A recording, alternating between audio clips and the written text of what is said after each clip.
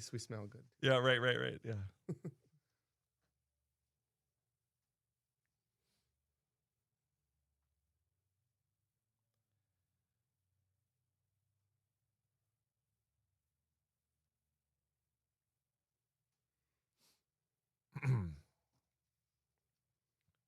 Omelets and a big chunk of ham today. I looked. Ham was like. It's now time for the Coaches Show on News Talk 1250 KBRF and KBRFradio.com, presented by the Viking Cafe and brought to you by the Minnesota Motor Company, Lake Region Healthcare, Nelson Auto Center, Quality Toyota, and by Running Stitches. Now for the Coaches Show presented by the Viking Cafe, here's Craig Olson.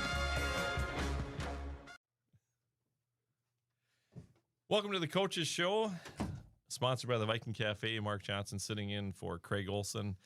Again, Craig is out with his brother, helping him with some things out on the East Coast and working hard helping him. But I'm joined by Derek Meyer, boys cross-country coach, Nikki Weldy, the women's coach. You guys are bouncing back and forth with things too. But before we get to talking about our state qualifiers and the section meet, want to mention to our listeners and viewers of this, if you text 321-1926 Viking to 321-1926, you can be eligible for a $25 gift certificate to the Viking Cafe.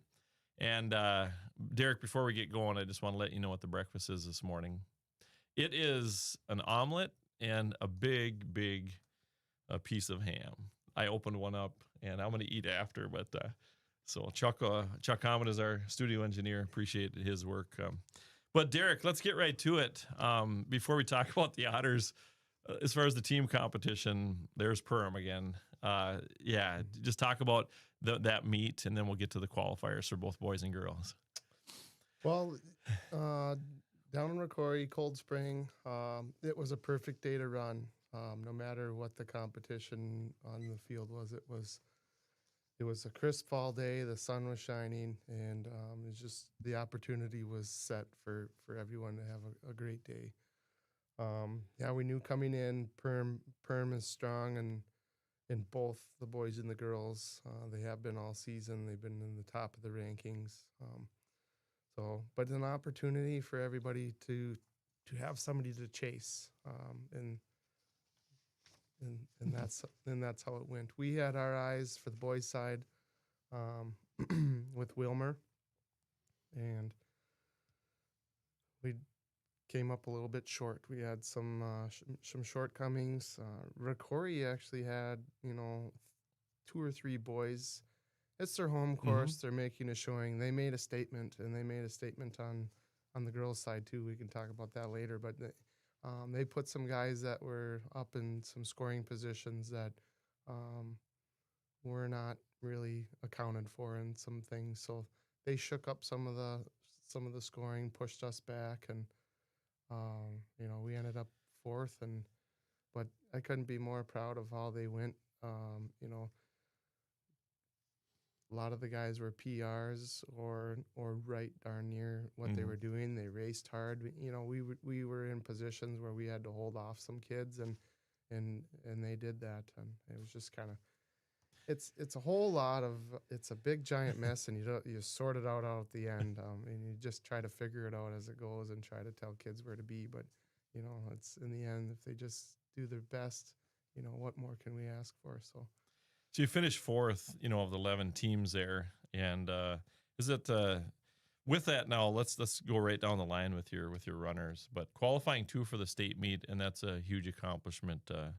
Brody Nelson, Micah Mausewitz. First of all, talk about Brody's race, 14th overall. He had a really great first part of the race. Him and Micah, they in Sam, they were a group together. They ran that first mile together, and they looked poised and strong. And they were, they settled back a little bit, but they were running their race, and they just kind of attacked and came through as the race came on. As a coach, I'm kind of looking at where things are, and number one, we wanted to try to make it as a team, but as a side, I said, all those three boys, they had a chance individually to where they would place out. And Brody and Micah ended up getting that. And for Sam Rasmussen, he had a great race and he was out there, but he was he was the most unfortunate because he was the first one out because they take the top 6 individuals that aren't on the team, and he was number 7. Not much more you could have done there of where he was. It wasn't like there was one more person to pass. It was both of his teammates, and he was just in that position. But they were very patient, tactical of how they raced, and they came in, and they were. Sam, the big testament for Sam is where we were is he had a Wilmer guy with about 400 meters left, right on his tail, and I said, "You got to go," and he locked in and he focused and he held him off. So I mean that was a great part of that race too. So it was for it to come down though. It's awesome to take 2. The last time that we had an individual was Jaden Miller when he was a freshman, and that was another thing where we were so close as a team though too. So it's nice to get a little piece of the pie. So Micah Mauser finishes 15th overall, and then you said Sam at 16th, and I'm sure individually the disappointment sets in, but he really had a great season for you and really came on. He's only run just a few years here now. Yeah. I know all of the factors of that for him, there's probably a part of disappointment, but he really was pretty good spirits afterwards. And he has some teammates that were in the same position as him. Cassie Wellman, same thing happened to her. Carson Lill happened to her last year. So, and ever since then, I know it's going to light a fire under him, and lucky for him, he's got another season to put under his belt. So Dexter Fellstool was next in for us. He had a great freshman campaign, and especially to come in running under 18 minutes. That's a pretty big accomplishment for a freshman. And sometimes it's hard for me. When I started, it was like we didn't have a lot of this these times like this. So it's just like I'm just trying to remember and acclimate myself of just like this is not just a normal thing. It's a lot of hard work and talented athletes that we got. I think we had Eric Swanson came in next, and just a great senior leader. He's just been putting it out there all season. He has one of the strongest finishes, and that's his teammates were like, we got to get him to do some sprint stuff and track. And I said, I think we agree, because just like he's just got so much speed to come down there, and he passed probably in the last stretch of the finish. He probably passed 8 kids, but they give the little indicators on our live. From the first mile, he passed 21 kids. Wow. So he's one of those tactical runners too. He's just like, I'm not going to start off too fast, and he knows what he's got in for him and for that. So. Yeah, wow. And then just your other runners, Lewis Leonard and Noah Slosher, talk about their races too. Lewis, another freshman, great addition into our varsity roster. He had such a great training season in the summer and really put himself in a good position. And he really tagged along with Eric, and I think he's gonna take that kind of tactics with him after Eric's gone. And Noah came to us. He was a dual athlete with soccer. I don't think that he finished where he wanted to finish in this race, but he gave it his all. There was some times when I was looking at him during the race, I was like, I don't know if he's going to finish, but he gutted that one out, and he put that one out for the team, and I'm proud of him of how he raced. And it's just everything that happened was just, we fell short on one goal, but I'm so proud of how they all raced, and it was an awesome time. And that's how it went. Let's talk about the girls' race, as well too. So Wellman and Carson Lill qualifying for state as well, but I know you're helping Nikki out here, sticking, and you guys work closely on a lot of things. But talk about their meet and just those two qualifying for state. Ever since the gun went off, Cassie was up to the front. She led and she handled the business that she needed to do. That's a really hard thing too, to be patient and to be smart about how you're racing and keeping your pace and doing it by yourself. In prior years, she's had, last year she had Lauren Eilers, where it was neck and neck. Sure, from Wilmer. From Wilmer, where it was neck and neck, and in the whole thing where you got somebody there. I think previous year it was Alexandria, Satori Albee. It just takes that extra piece to it, and it wasn't like the competition wasn't there, because they were closing in on that second group. I always think they only had 7 seconds on it, but Carson runs a race tactical, kind of like Eric Swanson. She has the talent to run with Cassie, but she's gonna do it in a different way. She probably gets some enjoyment of passing some kids, instead of being up there. So she was back.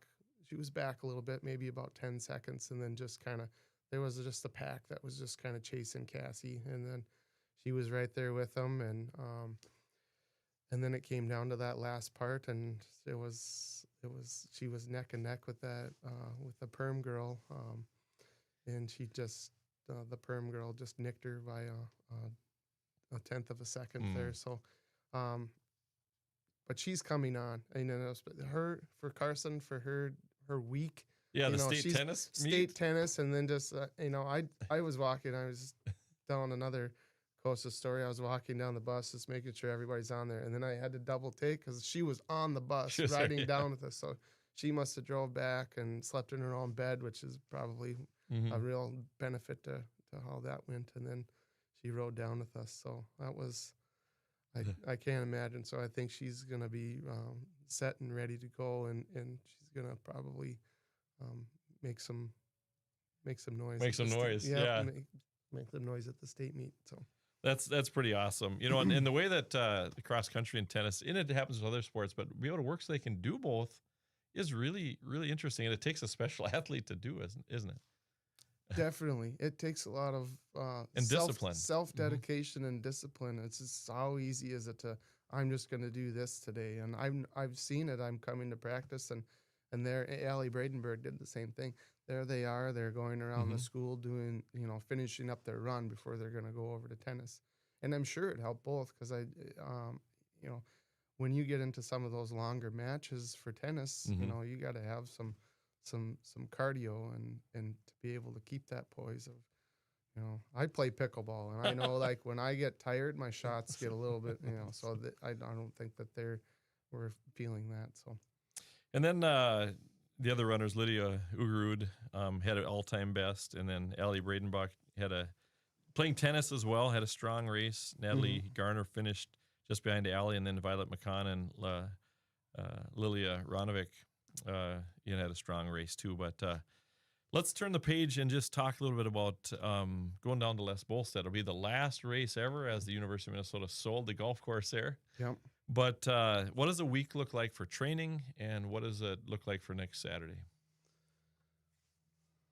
Well, now we're in our taper, and I tell the kids for taper, it's not less work, it's more intensity. Sure. Right? We're fine tuning and sharpening to be able to race, because we're on that next level. Everybody has earned their spot here. So. And we have a longer week. We got one whole week. We're going to be next Saturday.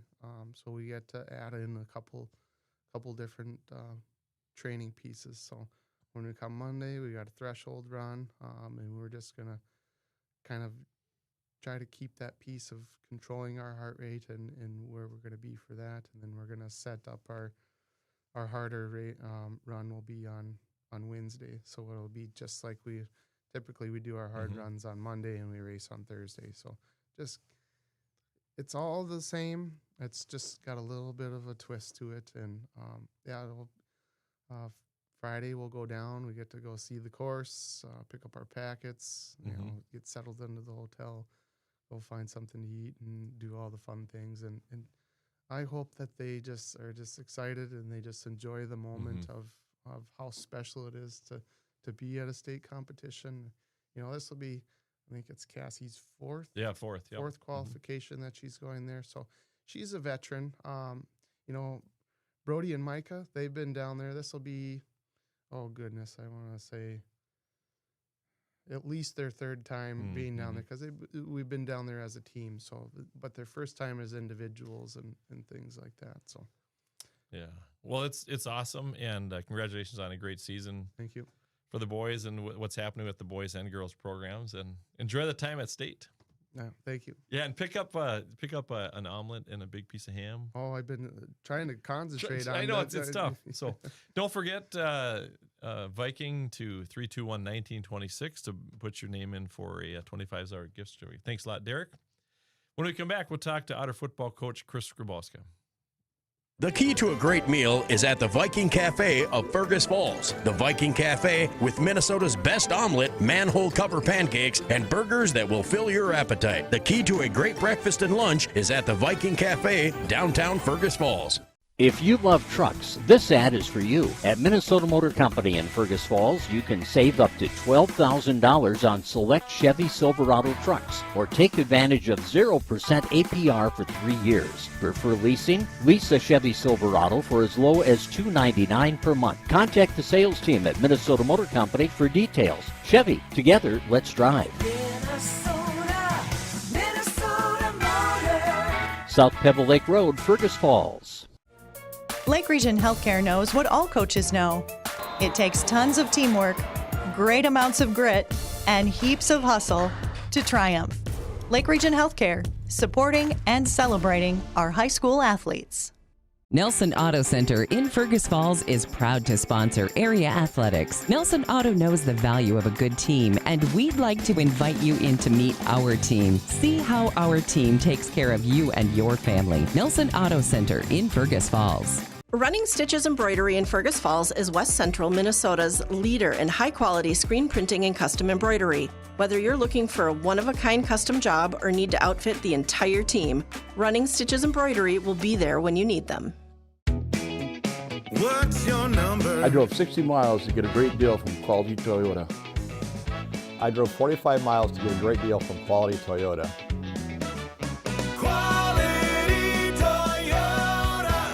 The key to a great meal is at the Viking Cafe of Fergus Falls. The Viking Cafe, with Minnesota's best omelet, manhole cover pancakes, and burgers that will fill your appetite. The key to a great breakfast and lunch is at the Viking Cafe, downtown Fergus Falls. Hey, we're back. Welcome to the Coaches Show. Welcome back. Brought to you by the Viking Cafe. And again, text 321-1926 to Viking Cafe for that $25 gift certificate. I'm joined by Chris Grabowska, head coach of the Otters. And wow, did this season ever go fast, huh? It did. I can't believe we're playoffs already, but I don't know. The more years go by, the faster they go, it seems like. And we're here. This is the best time of the year in football, in my opinion. These are the meaningful games, and you win, you move on, obviously. You lose, you go home. So we're just going to focus on one play at a time and work on having another week together. Yeah, for sure. And, for our radio listeners, those watching the stream, this is game day attire. I love it. Yes, it is. Yep. Our theme has always been Cowboy Up. Yep. So, I show up on game days and just kind of remind the kids this is time to Cowboy Up, and let's get to work and get the job done. All right. So you got a chance to talk to Craig about last week's 54-14 win over St. Cloud Tech, and a good way to end the season, convincing win. You got a lot of different players into the football game, getting a little varsity experience too. But as you look at, playing Friday, and every team deals with it, you're the number one seed, which is great. Mm-hmm. But you don't play for 8 days. It's a little different, isn't it, too? But just talk about what the week was like for you guys with that. Yeah, so, we had our game on Wednesday night, and we said, hey, we're going to come in. Oh, not a week, pardon me. Yeah. Yeah. We said, hey, we're going to come in Thursday morning, get a lift in, and then you got the rest of the weekend off. So they got a nice, long, relaxing weekend. and then we came back Monday, and we just kind of got to work. And Monday we prepped for Tech since we already just played them, and then Tuesday we prepped for DL, and then Wednesday through Friday we got to work with DL. So yeah, it's just kind of a little bit of a mixed bag, and we worked on just a lot of situational stuff. Just got better at those kinds of things. And then it gives you a chance to kind of heal up, or even if guys have some dings, it's a long season. Give them their bodies a chance to get healthy again, isn't it? Yeah, that was kind of the plan. Just give them that long weekend off and just get a little rest, and hopefully they get some healing in their bodies. And kids are ready to go. They seem they're really focused and healthy and just ready to get into this game today. All right. Before we talk about Detroit Lakes, I want to talk a little bit about, we've been not a lot of linemen, not a lot of depth there. But as you look back on this season, boy, I tell you, some of these games run right, run left, throw, defensively too. But talk about those guys on the line of scrimmage. I don't think they get enough headlines. I like to talk about them in the broadcast, but talk about your linemen this year. Yeah, our linemen last year, well, first of all, they were juniors. A lot of them were juniors, and some sophomores last year had to go against the linemen from last year's team every day in practice. So I think, that kind of set them up going into this year, just kind of see, what it takes to be a varsity lineman. And so I thought, they really embraced that last year.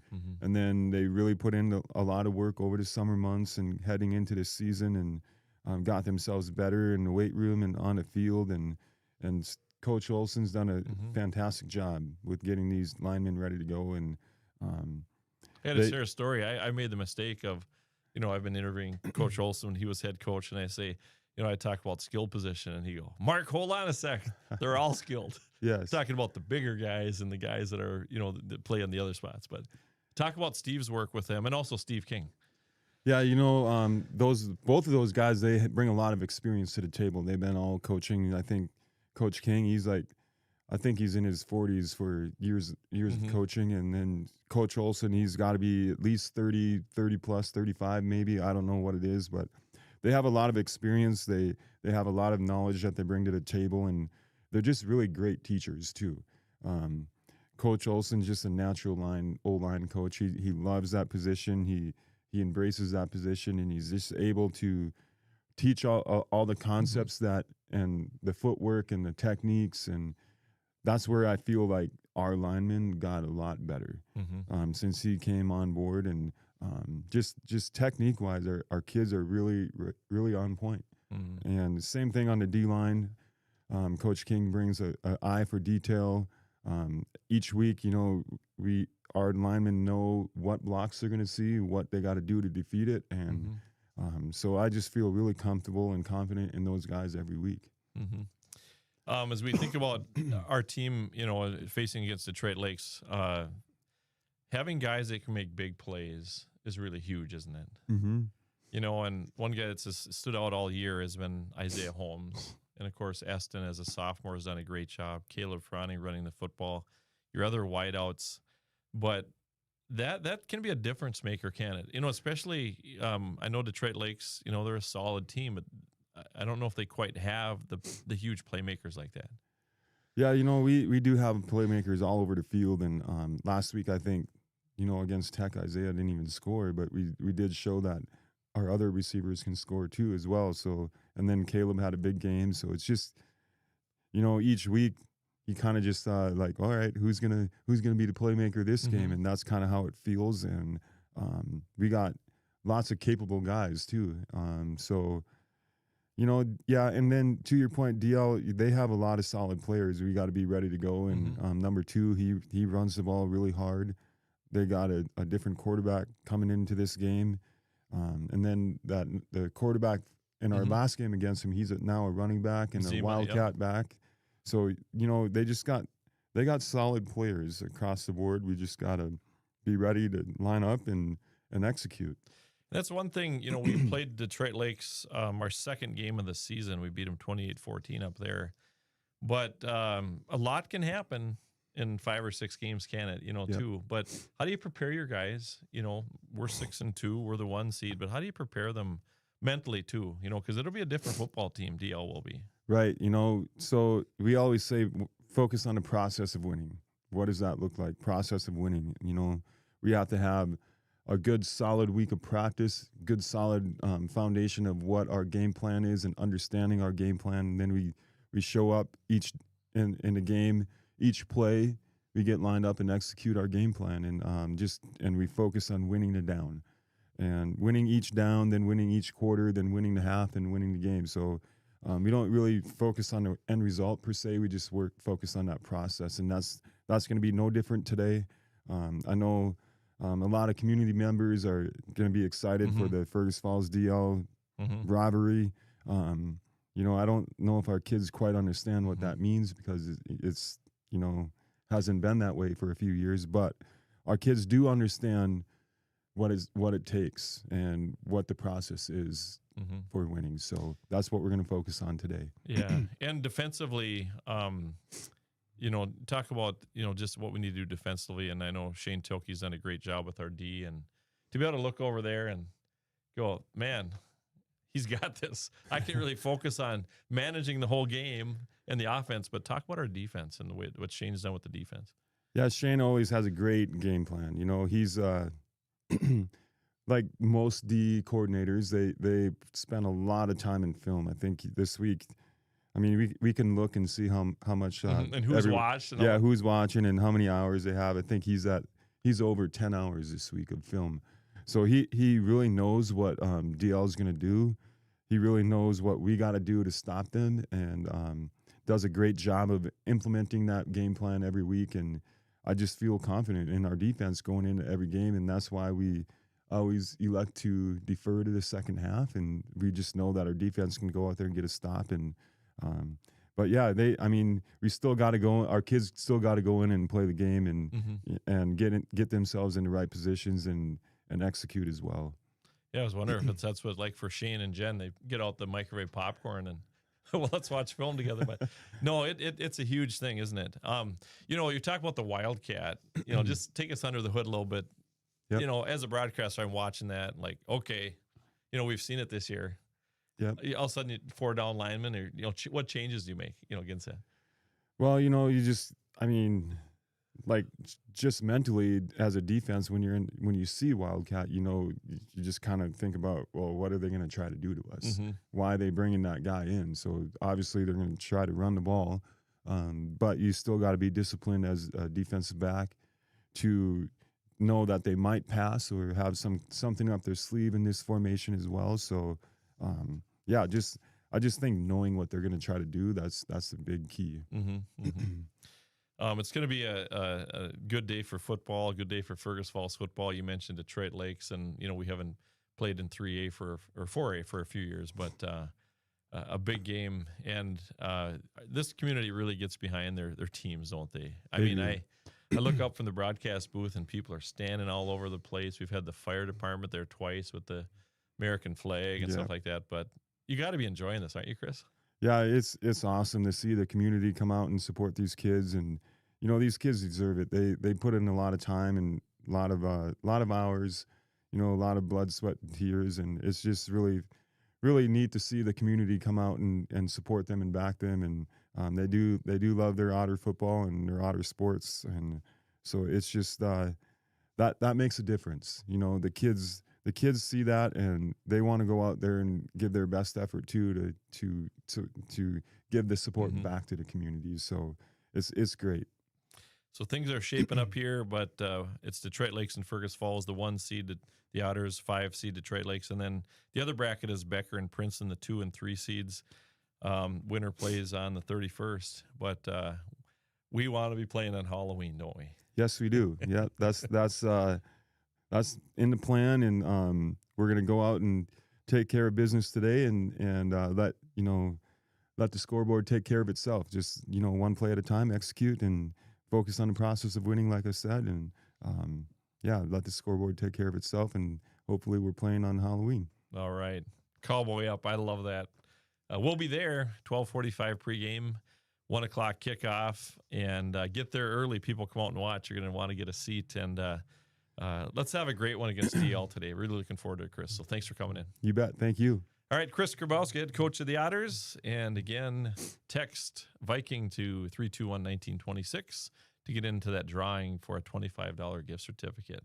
It's hard for me to keep focused to finish the show because I'm hungry. I've had my coffee, but it's a lot of fun. But So again, Viking Cafe brings us our coach show. Thanks, Chris, and we'll be back after this break. All right, thank you. The key to a great meal is at the Viking Cafe of Fergus Falls. The Viking Cafe with Minnesota's best omelet, manhole cover pancakes, and burgers that will fill your appetite. The key to a great breakfast and lunch is at the Viking Cafe, downtown Fergus Falls. If you love trucks, this ad is for you. At Minnesota Motor Company in Fergus Falls, you can save up to $12,000 on select Chevy Silverado trucks or take advantage of 0% APR for 3 years. Prefer leasing? Lease a Chevy Silverado for as low as $299 per month. Contact the sales team at Minnesota Motor Company for details. Chevy, together, let's drive. Minnesota Motor. South Pebble Lake Road, Fergus Falls. Lake Region Healthcare knows what all coaches know.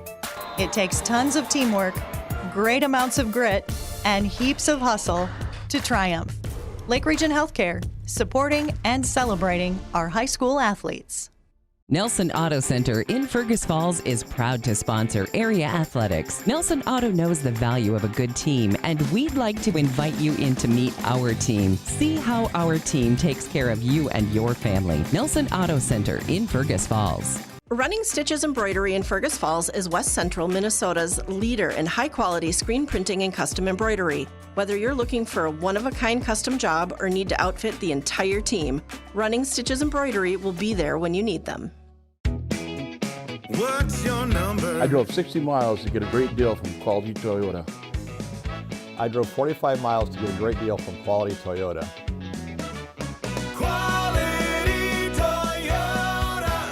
The key to a great meal is at the Viking Cafe of Fergus Falls. The Viking Cafe with Minnesota's best omelet, manhole cover pancakes, and burgers that will fill your appetite. The key to a great breakfast and lunch is at the Viking Cafe, downtown Fergus Falls. Welcome back to the Coaches Show, brought to you by the Viking Cafe. And again, Viking to 321-1926 to get a $25 gift certificate entry. And Chuck will do a drawing here at the end. Chuck Ahmed, our engineer here, and I got to give a shout out to Chuck. He's a pro. He is, and you hear his voice all over. But awesome. I'm joined by Sabrina Newt, head coach of the Otters, and wow. Fun times here for Otter volleyball, and I'm going to backtrack a little bit to senior night. Yeah.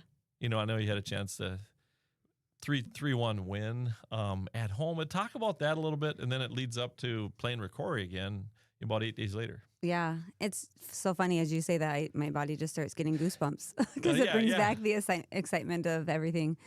Senior night, was in the Roosevelt Gym in the barn, and our girls came in really focused, really ready to go. The energy in that gym is amazing. And our girls, had a game plan. And, they're just peaking just at the right time where they're really focusing and doing those small things that are really turning around and giving us some big points. And so, it was really fun to see the effort and the positive. I mean, the energy that's exuding from this team right now is amazing. I mean, sometimes I'm afraid one of them is going to get hurt by pushing each other after they celebrate a point. And when Hannah Johnson and Rachel DeBrito, when she comes as a libero, I'm like, you guys are going to get hurt. I feel like they're going to knock the wind out of each other sometimes, but it's their ritual. Get a little superstition going on, so it's fun. Hopefully that they just all stay safe. Yeah. That was a big win, and I think probably a turning point maybe for this team, isn't it too?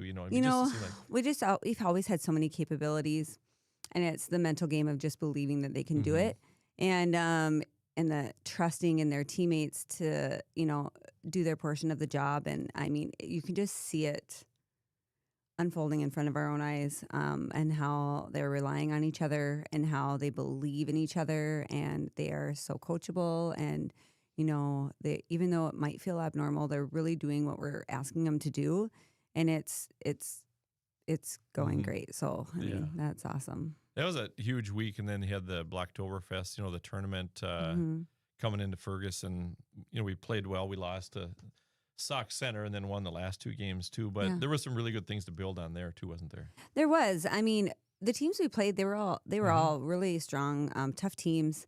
Even Sauk Center, I mean, they were a good team.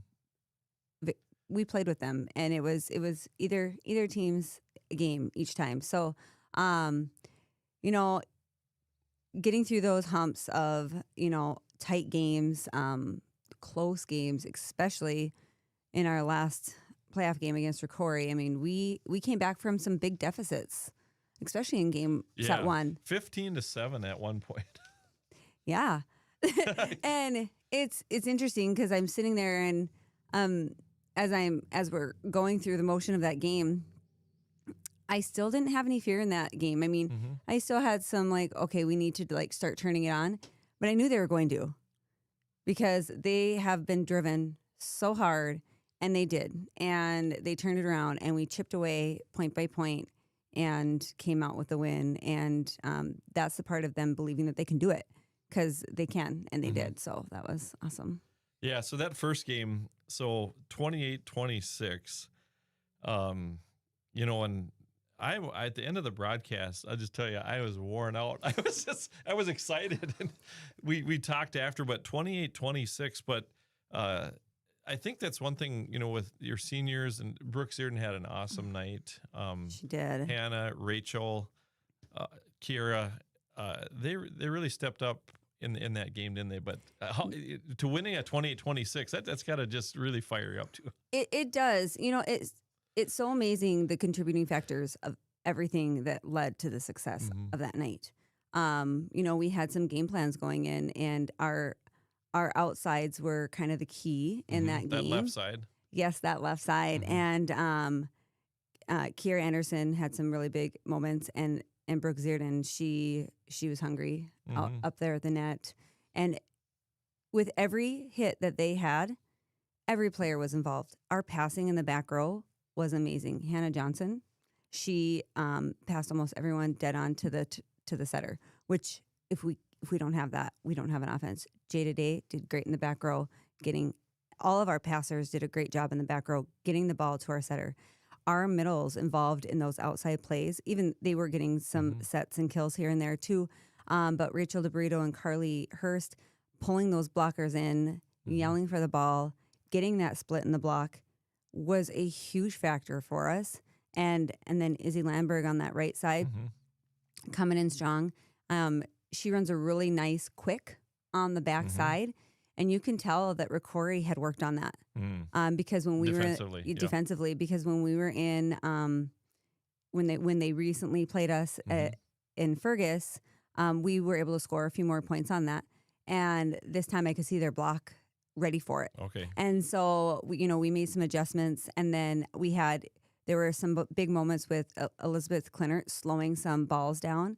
Adelaide Grebe got in there, and we were just we needed a side out. We were kind of getting behind, and she stepped in there. And these are things that sometimes the crowd doesn't even notice, but she got in there, and she got a nice touch on a ball that slowed one of their kills down. And that in return gave us an opportunity to set it up nicely and for our outside to put it away. So it's all those little factors feeding off of each other that sometimes those fans don't see. Yeah. But, I mean, they're huge and such big moments for the game. And so, I mean, they all were big parts of our night last night, or on Thursday. Thursday. Yeah. So one of the things I think that's really important with that, too, you're able to attack that left side. But you mentioned in our post-game interview that the unselfishness of this team. You know what I mean? Because you want to swing, right? And but just being unselfish, and that's a real team. That is a real team. And, part of that is, my satyrs, Maddie Brimhall and Aubrey Ade, they do such a good job of, finding their hitters. And, unfortunately, they take when our hitters don't find that kill our setters are like sitting on that themselves sometimes. Sure, And it's like, yeah. you know, it's something that we don't even realize, but like they do such a good job of getting the hitters the ball. And one of the things is, you know, when we have our game plan, not one player blinks if they're not part of that play in the moment. And they're just like, yep, and they just want everyone to succeed. They want the team to go to that next level. And that is a huge reason for the energy on our court, because everybody sees that, and it's amazing. A little letdown in game 2. We lose 25-17. But what did you say to them after that? Because we come out in game 3 and win 25-11. I mean, that one wasn't even close. Yeah. You know what? I'm trying to even think of what I said. There's a lot of like big moments that night. You know, we were in that game. We kind of lost our spark, like lost our edge a little bit in that game. And one of the things, you know, Coach Erickson and I, we were just like, you know, we don't care what you say sometimes, make noise. We were like, even if it's not something specific, just make noise. Yeah. They started doing that, and I think it freaks the other teams out sometimes. Right, so, I know. Yeah. And so they did start doing that, and I think that was a huge part of and even in practice when we do that, I mean, we've been really getting on them a lot lately regarding their communication, and you know, they communicate. Yeah. But I mean, we want them to be loud. We want them, and that takes a lot of energy, and we understand that as coaches, like that is something 100% controlled. But I mean, you get winded, you get lightheaded, like, you know, screaming and being that full of energy. So we get the challenge it brings, but it's amazing what it can do on our side of the court. So we get to the 4th game. We're up 2-1. And wow, I want to go back to one defining moment, I think, in that game, you know, too, is they had an overpass. I think it was tied 19-19.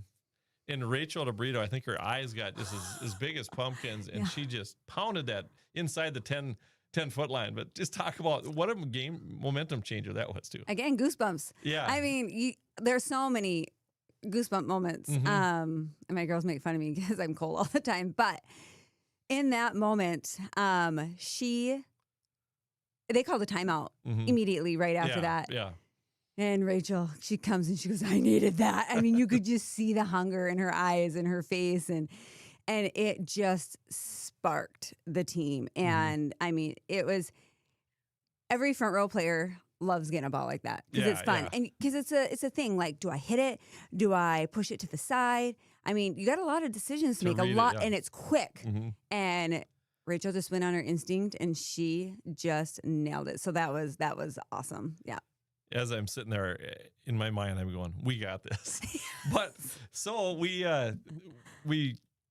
go back and forth with them, you know, and again, another game, 26-24. And, you know, and what is it like to serve set and match point too? Because then, you know, we got through it. We finished. We did. Yeah. You know, honestly, we've been working a lot on that this last week about the mental game of the serve game point. And we served really well that night, didn't we? We did. Yeah. We had great serves. I mean, we were serving over 95% for sure. Yeah. And the one thing was the drill that we were doing, it was kind of, you know, forming that thought of, I need to get this ball over and in, and I still want to make it tough because we need a tough serve, but we need to keep it over and in. And you know, I think their minds are just starting to adapt to that mind frame, and they serve tough, and we kept them in, so that was great. Yeah. So then I think Izzy got the final hit, you know, to kind of seal the deal, or, you know, finish the game. Or was it? That was yes. That was that in set 4. Yeah, set 4, or maybe that was the other set. I think that was set 3. Set 3. Yep. Okay. Yeah. Trying to remember the last. I think the last one was actually where Corey hit it out. Yeah. Yep. And I think for a second before I could really celebrate, I had to take it all in and just wait to see if anyone was going to overturn anything, because I just, you know. Yeah, right. And so I took a second, and then I think I just lost it. I know. Everybody did. One of my favorite things after the game was when our girls go line up along the sideline, and you and the coaching staff just run through the line and give, you know, fives. Yeah. You know, it was a lot of fun. But, yeah. Yeah, super fun. Yeah. So Sauk Rapids Rice now, Tuesday. Yep. And it seems like we played them like 10 years ago. Right. You know what I mean? Yeah. We're a different team. They'll be different. They'll Yeah. be tough. They're Yeah. the number 1 seed, but just talk about that one as we prep for that. You know, obviously every team has their different strength coming in, and Sauk Rapids definitely uses their middles more than Rocori did, and so that's always a tough item to defend. So, you know, we have our game plan that we're working on and what we need to do to help set up more successful sites for us. We can do it.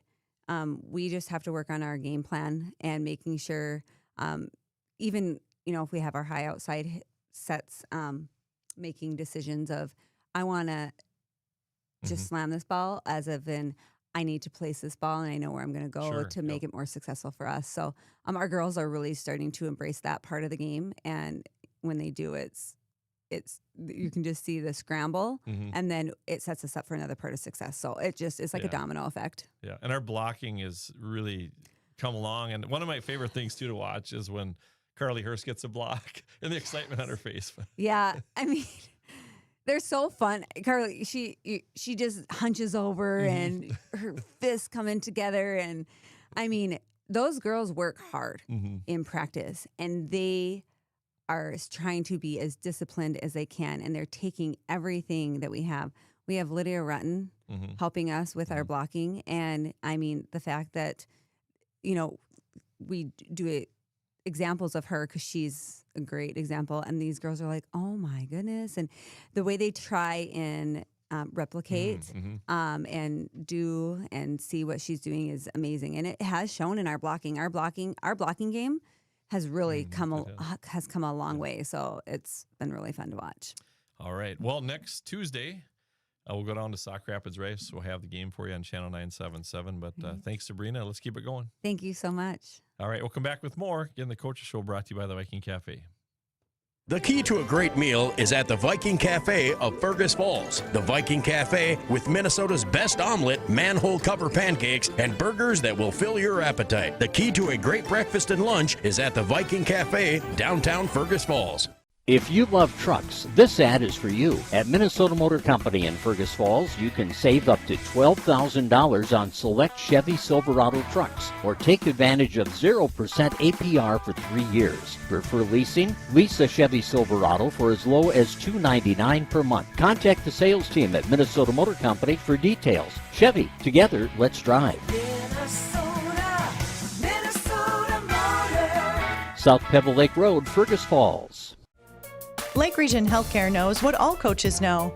It takes tons of teamwork, great amounts of grit, and heaps of hustle to triumph. Lake Region Healthcare, supporting and celebrating our high school athletes. Nelson Auto Center in Fergus Falls is proud to sponsor area athletics. Nelson Auto knows the value of a good team, and we'd like to invite you in to meet our team. See how our team takes care of you and your family. Nelson Auto Center in Fergus Falls. Running Stitches Embroidery in Fergus Falls is West Central Minnesota's leader in high-quality screen printing and custom embroidery. Whether you're looking for a one-of-a-kind custom job or need to outfit the entire team, Running Stitches Embroidery will be there when you need them. What's your number? I drove 60 miles to get a great deal from Quality Toyota. I drove 45 miles to get a great deal from Quality Toyota.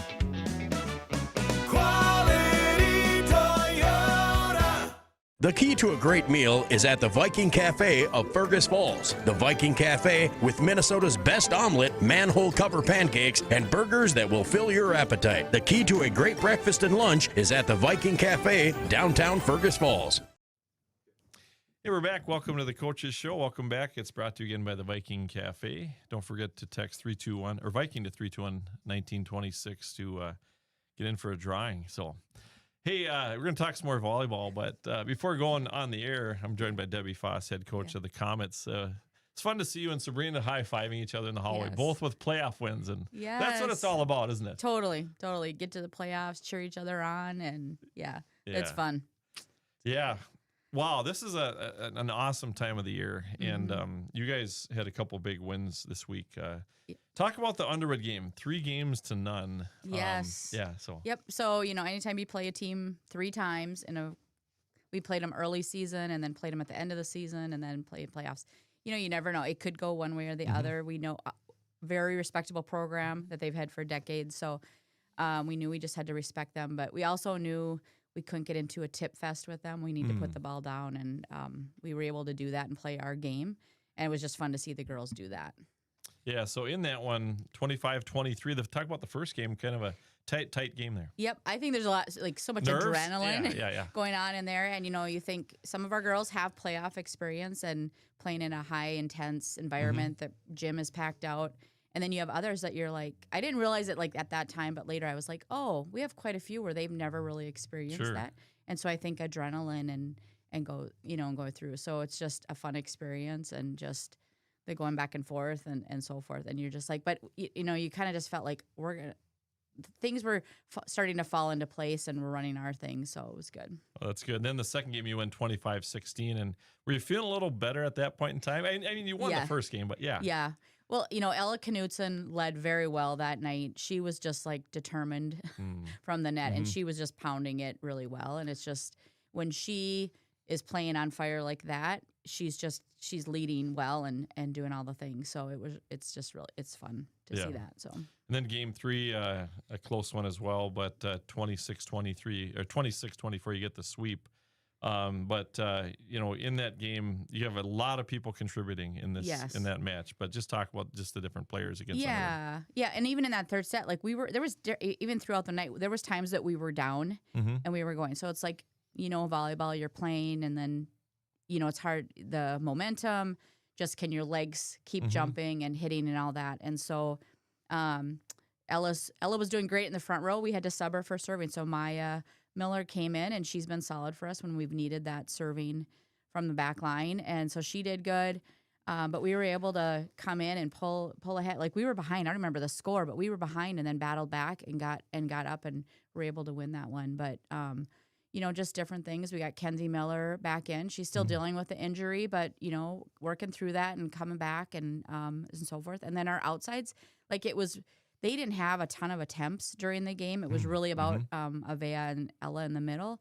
But they played some really good defense in the back row. And Chloe, and that's, I think, where our game has just making some Chloe leaps Walker, and bounds. yeah. Chloe Walker. She's just solid. Last night, she had just a great game. We have a Rip It award that we give after every game, and the girls unanimously gave it to her. It was just so fun. And she has a hearing loss. And so in a big gym, we know when we're at tournaments and we're at home, we have to know that, it's harder for her to maybe see things. So we had some miscommunications last night, which were not normal, but again, high intense, atmosphere in the gym and so forth. So, but girls are doing a great things.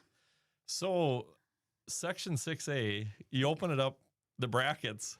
Yes. And you're like, wow. Yep. Is it 18 teams? I think it's 20. Is it 21? 20. Yeah, 21. Yep. And LPA, the 12 seed, has an upset. Yep. And so you're playing Lake Park Audubon. Talk about game 1 and that one and just how things, you took care of business last night. Didn't you? Yep. I think for them, obviously they played really good against Henning. And so for us, we're like, okay, because we had played them earlier in the year, you go back and look, you're like, well, our game's not the same. Their game's not the same. And so they played. We knew, we had studied them well, kind of knew where their open areas are, who their personnel are, and so forth. And I think, we just, again, stayed focused, stay loose, and be able to do the things that we need to do. But they ran a quicker offense than they had run before. So it actually was good for us to see that because we're going to run into that now and so forth. But I think, who knows? They had a long bus ride, different things. And then I think one of their players got hurt going into the second set. We could see she was their good setter. So that's, you feel bad for them in that sense. So yeah. Yeah, I was listening to Jason last night. He does a great job. Yeah. And just enjoyed, but, I was hearing the Retzloff sisters making plays and Ella Knutson diving all over the place. And just the names, but talk about the Retzloff sisters. And, this experience that they have, even though they're still young with big games and stuff. Yes. So the Retzlaff girls, the thing that people maybe don't realize about them is that they're so coachable, and they like want to know more about the game over and over. And then if they're not quite getting it, they're like, okay, how do I do that? Like, okay. And when Elsa, even when she was in 8th, 9th grade, we would be like, okay, you just need to do this. Okay. And she would just go out. She's a gamer. They figure out how to do that. So now they're figuring out how to get some power, especially, and they got long reaches, Elin is an 8th grader, has a really wide wingspan. And so it's coming, and they're just getting smarter, and they're just learning things all the time. And they listen really well. So yeah, Tuesday was really about our middles. Last night was about our outsides. And sometimes it's just the way the pass goes, the way the set goes, just different things. And it's just, where it goes. So they're just doing a great job. They're just great kids. As I was talking to Sabrina Nguyen prior to you coming on too, we were talking about it just takes so much, doesn't it? Yep. The serve receive with a good pass, the set. Yep. And then the attack, and then also the blocking too, which sometimes is underrated. But just any highlights, any of those areas or areas of improvement you've seen recently too? Or yeah, I would say so. Blocking is like a constant thing that we work on. Moving target. Yes, yes, and you got to stay out of the net. Like we've had games where we struggle with that. Last night we were not in the net at all. It was like, yes. And so that's a win. And then B, you got to understand who's the hitter, where are they hitting, on the net, off the net. And so it's just a constant learning game, and letting the girls have confidence in that. And then go get the ball. Don't wait for it. Go get it. Push it back to their side. And so we're going to practice this morning. Guess what we're working on? More blocking. Yeah. And so there's just that piece to the game. With Kenzie Miller on the right side, that's actually a really big asset for us. And, we just want to get her comfortable on that out there and with her ankle. And, that's going to be a key for us come Tuesday. Now, this sets up a really fun night at the Roosevelt Gymnasium. Yep. Number 6, West Central area. Number 2, Parker's Prairie. Yep. That's at 8. But talk about BBE, the number 1 seed. Yep. So talk about them. Yeah. So BBE's kind of been on our radar. We knew, even a year ago, they're going to be a high contender. They're kind of the unknown one in our section because they don't play a ton of section games. And then they're so far removed. I think Parker's Prairie might be one of the few that actually plays them in season, unless you see them at a tournament or something. So we have to play them. It's hard to find film on them, so we've had to dig. We've kind of been digging throughout, so that's good. We know about their big hitter on the outside, and I think even Parker's Prairie, Alyssa Revering is a great hitter on the outside, and I think when we play them, I think maybe we focus too much on stopping the one, and really we're a team of 9 deep, so. We have to play our game and focus on the skills that we have and not worry about one, because they have 6 on their side too. And so that's going to be a total team effort, right? That's what you want to teach your kids all the time. And that's really our goal is going to be that. We have a lot of great things happening right now. Yeah, it is super fun. And, we were there, the Otters last week, playing, but it's a really great atmosphere too, isn't it? To play there. Yeah, it's just fun, and just for our girls to be able to play, we'll say the big stage and so forth. And it's nice because we've had now experience the last few years going over there. We don't have to travel far, which is good. Yeah. But still, you're planning, okay, let's be over by this. We want them to not be rushed, all the things and so forth. So just so thankful for that opportunity. And I guess we're going to represent the North. Yeah. Here we go, three South teams. So it's just been a different experience with the one full bracket instead of a North and South. Yeah. So. Super fun. Last few years you've had some big games, and this is another opportunity, but you really have a special group of women athletes right now, don't you? Yes. Really, and there has been over the years, but this is really fun. Yes, they like each other. Yeah. Right? We don't have the spatting or some of the drama that you sometimes hear about in volleyball. Volleyball is an emotional game anyway. It's, you want to play through, and you have to be okay with what your job is at that time and be selfless to others. And I just feel like they've come along. Some of their pregame locker room routines are just cute, and they're just goofy, and they're just lighthearted. And so we know we got to keep them loose and just let them be them. We have our Winky the mascot that we just got, and we have other things that we're doing just to This is high school. Let's have fun. Yeah, and I think that's at the end of the day too. I think about this in competition a lot. You prepare well, you train well, you got to enjoy it. Yes. And you can't, whether you're, shooting a free throw, you can't squeeze the basketball, you can't squeeze the air out of it. You just you got to play. And I think there's something innate in some athletes. They're just competitors. Yes. Yep. We definitely have some of those So that's good. on there. So it's so fun. Yeah. And I would say like our setters, like last night, they had to they were sprinting after some of those balls to get them. And they're just working hard. I think how far Brooke and Stella have come this year is like amazing. So it's just fun to see that. That's awesome. Well, Jason Retzlaff will be there Tuesday night at 6 o'clock and pregame show at 5:45. And it's going to be a big night. Yeah. It'll be fun. Yep. Thanks, Debbie. Thank you. All right. Debbie Foss, head coach of the Hillcrest volleyball, the Comets. We'll come back after this break, but I want to remind you, Viking to 321-1926 to get a $25 gift certificate. And don't forget to grab an omelet and a nice big piece of ham. So, yay. Thank you, Viking. All right. We'll be back. The key to a great meal is at the Viking Cafe of Fergus Falls. The Viking Cafe with Minnesota's best omelet, manhole cover pancakes, and burgers that will fill your appetite. The key to a great breakfast and lunch is at the Viking Cafe, downtown Fergus Falls. If you love trucks, this ad is for you. At Minnesota Motor Company in Fergus Falls, you can save up to $12,000 on select Chevy Silverado trucks or take advantage of 0% APR for 3 years. Prefer leasing? Lease a Chevy Silverado for as low as $299 per month. Contact the sales team at Minnesota Motor Company for details. Chevy, together, let's drive. Minnesota Motor. South Pebble Lake Road, Fergus Falls. Lake Region Healthcare knows what all coaches know. It takes tons of teamwork, great amounts of grit, and heaps of hustle to triumph. Lake Region Healthcare, supporting and celebrating our high school athletes. Nelson Auto Center in Fergus Falls is proud to sponsor area athletics. Nelson Auto knows the value of a good team, and we'd like to invite you in to meet our team. See how our team takes care of you and your family. Nelson Auto Center in Fergus Falls.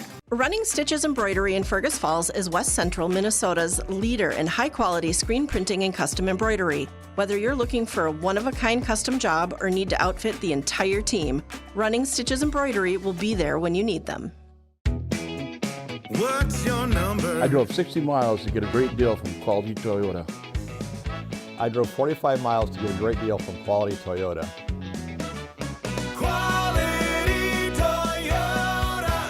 The key to a great meal is at the Viking Cafe of Fergus Falls. The Viking Cafe with Minnesota's best omelet, manhole cover pancakes, and burgers that will fill your appetite. The key to a great breakfast and lunch is at the Viking Cafe, downtown Fergus Falls. Welcome back to the Coaches Show, brought to you by the Viking Cafe in downtown Fergus Falls. Again, 321-1926. Text that to Viking with a chance to win a $25 gift certificate. And we're going to talk some community college football.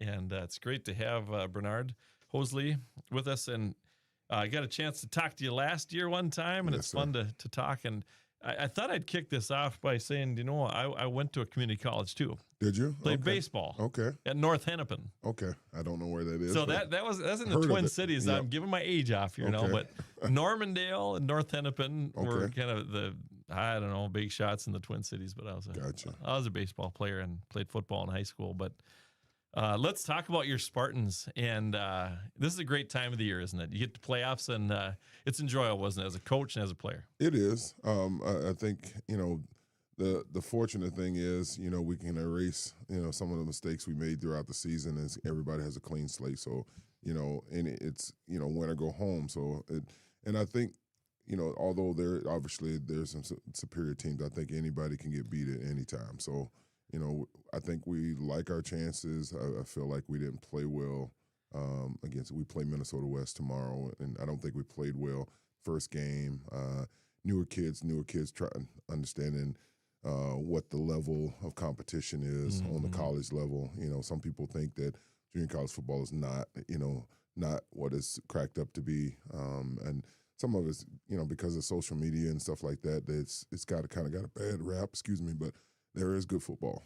Definitely good football. Man, I was looking through your roster and some of the guys and the sizes and the locations. But before we talk about your last game, too, just take us under the hood a little bit, too, as far as recruiting.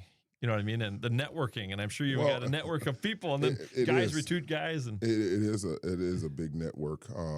Fortunately for me, some of my friends that I've played with and some acquaintances, coaches I've met throughout the country, throughout the years, have reached out to me because, a few people didn't even know that I was coaching on the college level. I had one of my teammates from Duke who also coaches at a high school in North Carolina reach out to me. Well, we knew we kind of got reconnected, and I reached out to him, and he said, I didn't even know you're coaching. So then that builds a chain of connection, and I've had word of mouth goes a long way, and it's hard to recruit everywhere, but I think with I guess with the relationships I've gotten over the years, it's really helped quite a bit, and some of the kids that have come and gone through here have recommended M-State, so I think it works out hand in hand. Yeah, that's all, and it is networking like that too, and yeah. And when another coach reaches out and says, "Hey, I got a kid, man, he's tough, he's big, he play linebacker," yeah, are you kind of go like, "Hey, thanks, let me check it out"?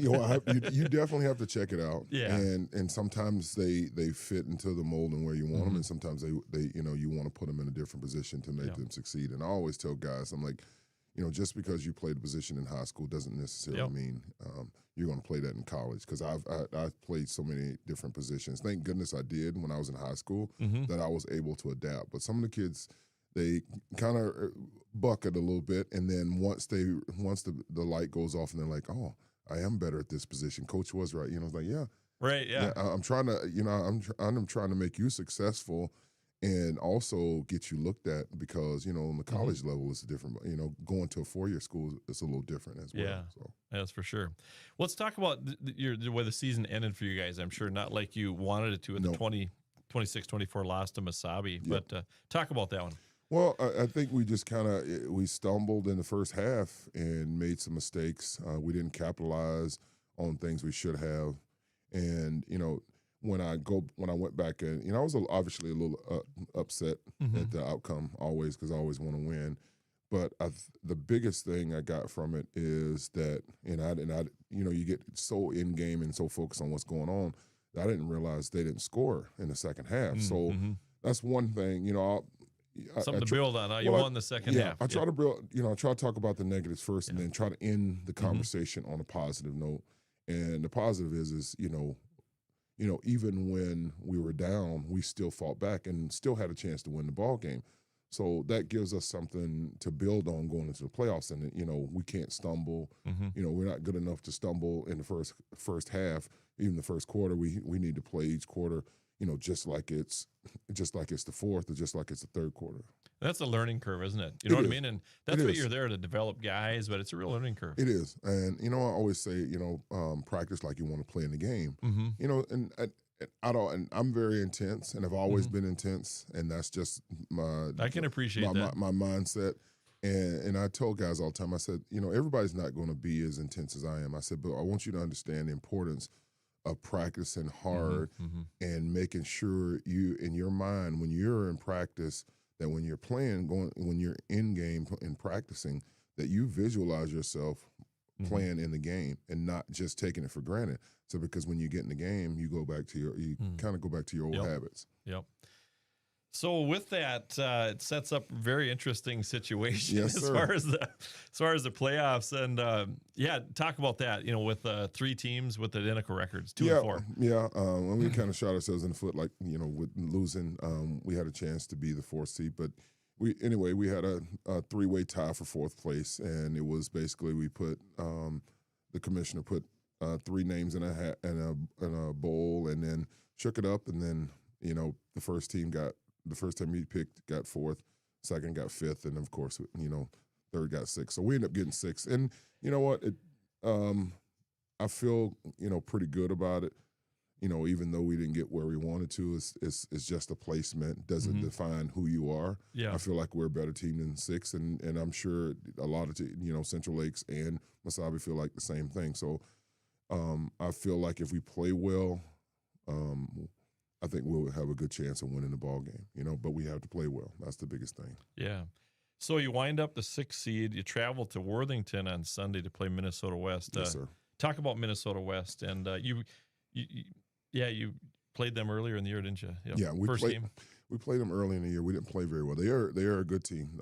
They got a good quarterback that scrambles. They have some good receivers, big offensive line.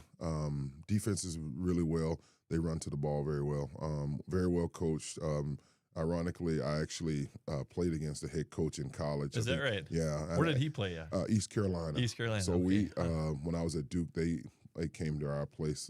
Who won that game? We won that game. Okay. We did win that game. Are you going to talk about that before the game? No, I'm not. No, maybe after. We actually talked about it when we first met last year, and I didn't realize that. And he brought it up. Jermaine brought it up to me, and I was like, "Oh yeah, man, it's been some years, but he is doing a very good job over there. I mean, he's turned that program around, and hopefully, I try to get this program turned around, and it's more about, and it does take time, and it's more about getting these guys to get their academics together, And I told guys before, I said, you know what, I want to win. I said, but my main goal is to either get you where you want to go, get you where you want to go in a year or 2 years. As long as you're at a 4-year school, I feel like that's a success rather than wins and losses.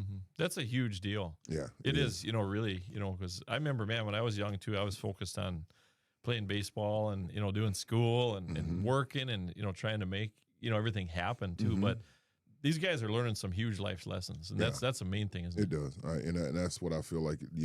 This opportunity this head coach has done for me is give me the opportunity to give back to all the life lessons I've learned. That it's not just it's at some point in time football is going to end. Whether it's 2 years, 6 years, 10 years, whatever. Eventually it's going to end. And it's how you treat people versus what you did on the football field. Because nobody remembers what I did on the football field. They remember how I interact with them and how I treat them when I meet them for the first time and the second time. And that goes a long way. I have a brother-in-law that coaches basketball at Kansas City for the Roos, and he was with Tubby Smith for a number of years. But that was the biggest part of he and my sister-in-law is just hanging out with the guys and following through. And I'll see on social media he bumps into so-and-so here and there. But it really gets to be a fraternity, doesn't it? It is. It's a big fraternity. And it's amazing how many people, or encounter over the years. And you're like, oh, yeah, I know this guy. And even the coaches that I've encountered, I'm like, oh, yeah, I know that. And there's always somebody that knows somebody, and it's amazing. Oh, yeah, I know this person. Or this coach knows you or something like that. So yeah.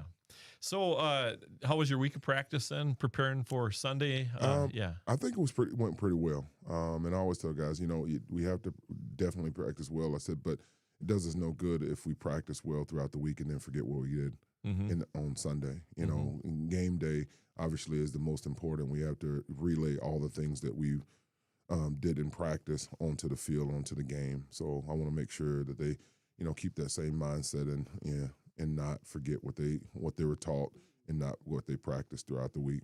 Sure. What's the travel schedule? When do you leave? How does things shake out? It's a Sunday afternoon game. It's kind of different schedule. We're actually playing at noon, so we're going to have to leave about 6 in the morning. Okay, yeah. So it'll be an early morning for us, but you know what? We're used to it. Just you got to adapt to the environment in which you get. So Yeah. Well, let's hope you guys have a great game. And thank you. I appreciate it. Yeah, and great job mentoring these guys and coaching. And, man, it takes a lot. It does. It does, but it's rewarding. I will say that. All right. Thanks, Bernard. Appreciate it. Thank you for having me. All right. We'll come back after this break. And, Bernard, don't forget to grab, there's omelets and a nice big chunk of ham. Okay. Viking Cafe. You ever go to the Viking? Oh, yes. Yeah, I love the Viking. I have to stay away from it. Yeah. I know. So text Viking to 321-1926 and Chuck Omelet. We'll announce it when we talk to Jamie Little after this. Thanks, Bernard. All right, thank you. All right, we'll come back with more after this break. The key to a great meal is at the Viking Cafe of Fergus Falls. The Viking Cafe with Minnesota's best omelet, manhole cover pancakes, and burgers that will fill your appetite. The key to a great breakfast and lunch is at the Viking Cafe, downtown Fergus Falls. If you love trucks, this ad is for you. At Minnesota Motor Company in Fergus Falls, you can save up to $12,000 on select Chevy Silverado trucks or take advantage of 0% APR for 3 years. Prefer leasing? Lease a Chevy Silverado for as low as $299 per month. Contact the sales team at Minnesota Motor Company for details. Chevy, together, let's drive. Minnesota Motor. South Pebble Lake Road, Fergus Falls. Lake Region Healthcare knows what all coaches know. It takes tons of teamwork, great amounts of grit, and heaps of hustle to triumph. Lake Region Healthcare, supporting and celebrating our high school athletes. Nelson Auto Center in Fergus Falls is proud to sponsor area athletics. Nelson Auto knows the value of a good team, and we'd like to invite you in to meet our team. See how our team takes care of you and your family. Nelson Auto Center in Fergus Falls. Running Stitches Embroidery in Fergus Falls is West Central Minnesota's leader in high-quality screen printing and custom embroidery. Whether you're looking for a one-of-a-kind custom job or need to outfit the entire team, Running Stitches Embroidery will be there when you need them. What's your number? I drove 60 miles to get a great deal from Quality Toyota. I drove 45 miles to get a great deal from Quality Toyota.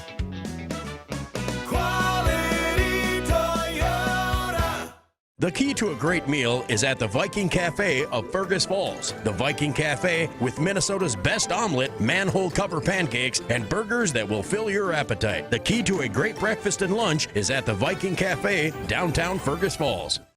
Welcome back to the Coaches Show, brought to you by the Viking Cafe in downtown Fergus Falls. And we do have a winner. We'll announce that at the very end here. It's always fun, Jamie. Whenever I've hosted for Craig, we've got to announce winners at the very end. So we'll do that.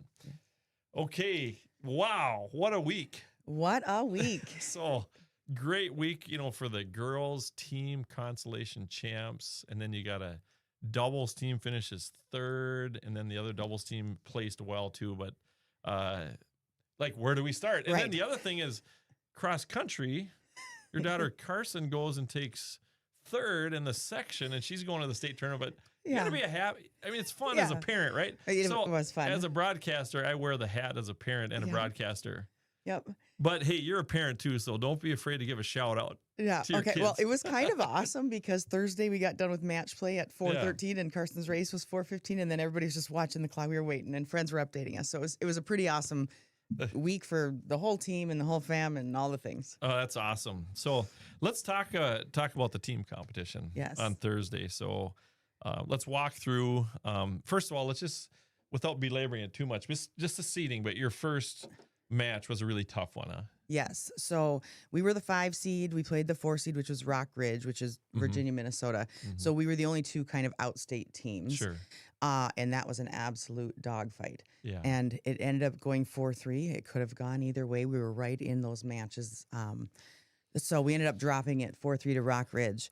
And I can't complain about anything. Our girls, every match, they showed up and did what they were supposed to do this whole week.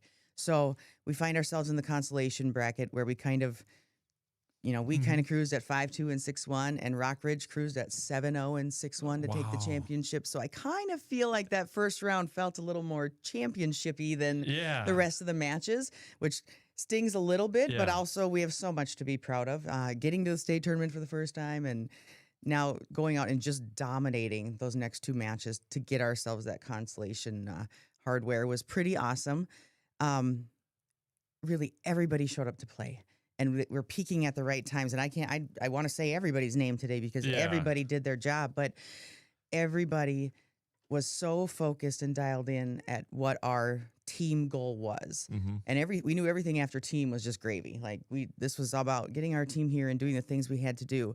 And that first match, even we had looked at the lineups, and we threw Ruby in doubles and Hattie in singles, and Hattie knew that this wasn't the best scenario for her and Layla because they had 2 really top singles girl, but they both knew it was the best scenario for our team, and go out there with smiles and work their tails off. And that's just what the great kids that we have. They're just here for the team. So I could not be more proud of the way we carried ourselves and the way we battled. We heard so many comments from the fans just on how fierce competitors we are and how kind our players were on and off the court. And that was something to really, the mom pride and the coach pride and the community pride to hear, oh, we wish other towns fans responded the way that yours do. And I'm like, well, yeah, we've got some good tennis etiquette. And we got some great people in our program. So it was a wonderful experience all around.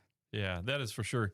And the venue, Lifetime Fitness, indoor, and yes, that was the whole amazing. Experience for the girls. Was it just over the top? It really was. It was just amazing. They have 11 indoor courts, which is just fantastic.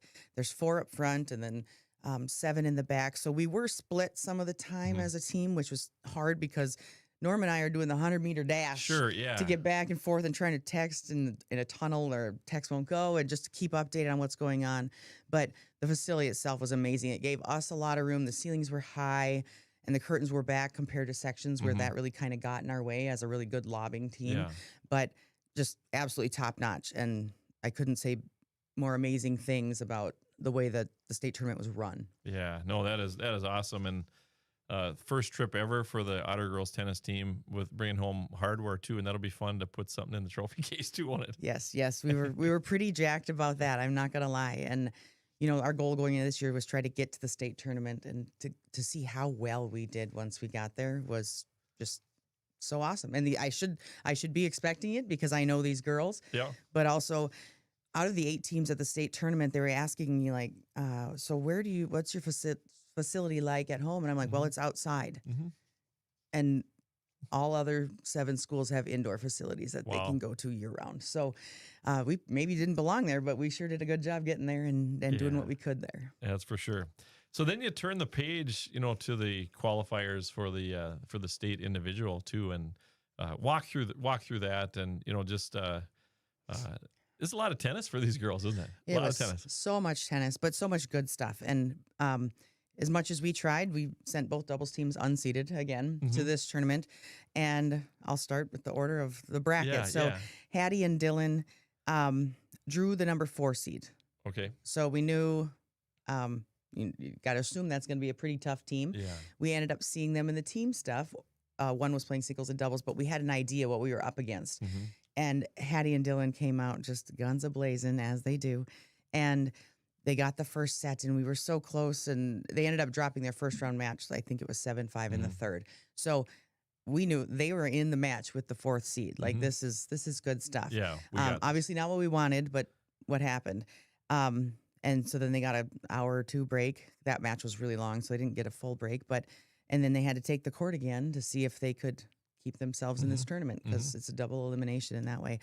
And they came back and just absolutely rocked it, and we knew they were heading to the next day. So it was fun to watch because it's a newer combination for them. And Hattie is such an ultimate teammate in every way and team player, to just kind of take little Dilly under her wing and get things going. And then Dylan showed up just like she belonged there, like everybody else. She was rocking her serve. Hattie was putting balls away. They were under control and positive, and the way they interact with each other is just so encouraging to people around us. Like people are like, I loved watching those 2 play, and I'm like, so do I, honestly. Yeah. So they got themselves to day 2, which was awesome. And then on the Ruby and Ashton side, they had actually a really tough first round match where they were trying to figure things out, and it was 3-2, I think, in the first. And they're like, we've got this now. We've got it figured out. We know what we need to do. There was one stronger player than the other, and then they rattled off 9 games and got through the second round, which was the number 3 seed and a very solid looking number 3 seed. And what I didn't realize when we got there is if you win and then lose, you're done. Like, it's single elimination in that round. Yeah. So we're like, oh, okay. And as they do, I mean, Ruby's just such an all-around athlete, and Ashton is such a great hands at the net player. So Ruby was kind of covering around in the back, and Ashton was trying to finish in the front, and they upset the 3 seed to get themselves to the next day. So we're all excited and happy because we know Ruby and Ashton are in the top 4, and that Hattie and Dylan are playing for contention in that constellation champ. So come Friday morning, Dylan and Hattie are now playing the number 1 seed from the tournament. They got upset and found themselves in the constellation championship. And you would not have a clue that Hattie or Dylan knew they were playing the top seed. They did not care. They came out just ready to go, and honestly dictated play against a more experienced team, clearly, a team with like textbook form and Sure. execution, and we don't have quite that or textbook form, but we do our best. And they came out, they were totally unfazed and just found themselves in the championship match then by just taking out the number 1 seed, just like it was nothing. On the court next to that, Ashton and Hattie found a very tough team who ended up winning the tournament. And we couldn't really get a lot going there for them, but it was 6-1, 6-1. We had a deuce in all but 2 games, I think. So we were in every game, but those girls played big points so hard, so well. And they just they were too good for Ashton and Ruby. And it's kind of hard for them to hear that sometimes. I'm like, you shouldn't be winning right now. So let's keep our heads up and keep battling. And they did a great job of that. So then final round, consolation champs, more of the same. Hattie and Dylan just went out there and took care of business in straight sets. That's awesome. And honestly, just could not be more proud of them in the way they carry themselves too. And they stayed composed and they have a little bit of silly fun on the court and then they dial in when they need to. And it was absolutely amazing to watch. And I will tell you, I'm a mom and I love all these girls and everything. And I cried twice this week, and it was both times when Hattie came off the court because that girl. Yeah, isn't that amazing? She's so emotional and she just works so hard and she just wants it all. And I'm so proud of them for doing that. And then we watched the ending of the 3rd place match where Ruby and Ashton started so terribly, and it's hard to say that they lost the first set with first set, like they got baggled. It was 6-0. Yeah, and then they're down 1-0, and I'm like, are we going to start playing tennis, you two? And then they rattled off 6 of 7 games. Wow. And ended up coming back and winning that match, playing more Ruby and Ashton style tennis. It's a little bit like they can show off out there a little bit. They're a pretty good team, and they were finally putting balls away and having fun. And what a great way to end their senior season, just doing their thing. And they were not phased by the end of that. They were just ready to go and show what they could do. So super proud of those girls as well. Like, if you told me going into this that we'd have a team that, Wow, a 3rd in a consolation and a team championship. Yeah. One thing about that is, and we've been there before in other sports where, we're in Western Minnesota. Yeah. And I don't want to, but with seating and things like that too. But I remember our girls hockey team a few years ago, we go down, there was, Breck, we win the but with that too, it really puts Fergus tennis on the map too. And I think it's refreshing, I think, for some of these teams, like, well, you practice outside. Yeah. We got athletes, they compete, they're hard, they're good, we coach them well. Yeah. But that's really fun to put Fergus on the map more and more in tennis wise. Well, it's so exciting. And for them to know that we're not playing tennis year round. We've got other things going. They're like, you have athletes that are in 3 sports? Yeah, we do. We've got great athletes. Yeah, they're shocked. They're like, these girls do tennis all year and they play inside all year. And I'm like, okay, well, we've got girls who can play on the courts when there's not snow. Yeah. And they're also in basketball and skiing and all the things that our girls do so well.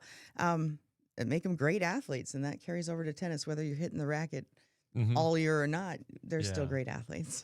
And great to have Norm Newell with you too. Isn't that awesome? Yeah, Norm's just the man. Yeah. He just really is. And he's been such a blessing to this team and an encouragement to this team. And he's helped bring them up since they were little too. Yeah. As we kind of wind down here a little bit, talk about some of your seniors. I know there's some that, that you just talked about too, but talk about some of the other seniors too. And it's always sad to end the year, but these kids have a lot of fun stuff ahead of them too. Yes. Oh, absolutely. And like, we all got to end on a win. So that was pretty awesome. But, Ruby's been our one forever, cruising around doing her thing and just a rock star. And Ashton and Hattie have been our captains for 2 years and our leaders that lead with selflessness and dedication. And I'm going to start crying now. Hey, I know my daughter's friends with some of these girls. These are top shelf kids. Yeah. And Layla Zozel, our number 2. Yeah. Our number 2 has been the toughest spot for us for 2 years. And she goes in there and she might not get her win every day, but she is responsible for probably 100 wins below her because she filled that role. Yeah. Oh, that's okay. Yeah. I get it. Annie Proudfoot, who didn't get to play much this year because she had open heart surgery last year and things aren't exactly what we wanted, we've got Siri Antonison Brown, who stepped in many times in the lineup, and we've got Evie Millar, just all these girls who are at the top of our JV roster too, just coming in and doing what they could for the team, and 11 of them total, and could not be more proud to be get to coach them. Yeah, no, that is awesome. This will be one for the ages too, and we just, I know as parents of athletes too, appreciate all that our coaches put in.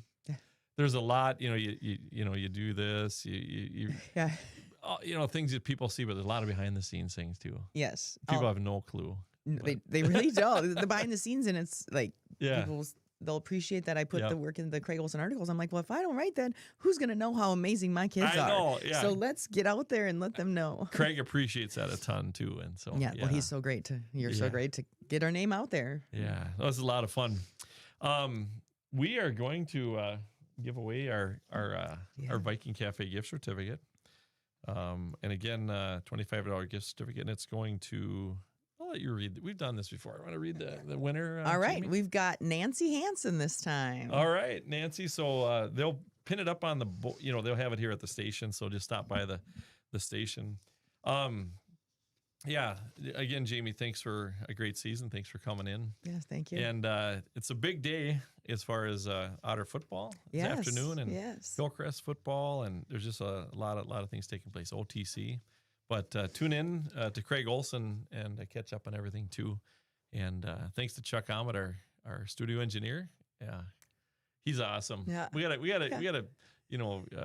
He's been around longer than I have almost. So. Quite a while. So, but a lot of fun. But thanks, Jamie, and thanks to the Viking Cafe for hosting the Coaches Show. And don't forget to tune in to our Layton stations for all our playoff coverage. And everybody have a great rest of the day. Thank you for joining us for the News Talk 1250 KBRF Coaches Show, presented by the Viking Cafe and brought to you by the Minnesota Motor Company, Lake Region Healthcare, Nelson Auto Center, Quality Toyota, and Running Stitches.